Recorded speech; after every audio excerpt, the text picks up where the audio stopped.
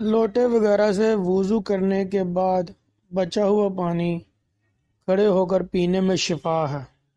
چنانچہ میرے آقا اعلیٰ حضرت امام اہل سنت مولانا شاہ امام احمد رضا خان علیہ رحمۃ الرحمن فتویٰ رضویہ جلد 4 صفحہ نمبر 575 تا 576 پر فرماتے ہیں، بقیہ وضو یعنی وضو کے بچے ہوئے پانی کے لیے شرعاً عظمت اور احترام ہے، اور نبی صلی اللہ تعالیٰ علیہ وآلہ وسلم سے ثابت کہ حضور نے وضو فرما کر بقیہ آب یعنی بچے ہوئے پانی کو کھڑے ہو کر نوش فرمایا۔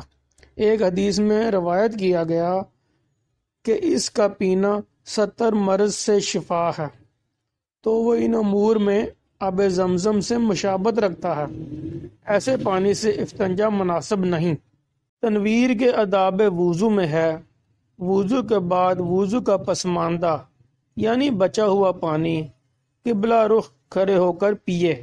علامہ عبدالغنی نابلسی رحمۃ اللہ تعالی علیہ فرماتے ہیں، میں نے تجربہ کیا ہے کہ جب میں بیمار ہوتا ہوں تو وضو کے بقیہ پانی سے شفا حاصل ہو جاتی ہے۔ نبی صادق صلی اللہ تعالیٰ علیہ وسلم کے اس صحیح طب نبوی میں پائے جانے والے ارشاد گرامی پر اعتماد کرتے ہوئے میں نے یہ طریقہ اختیار کیا ہے۔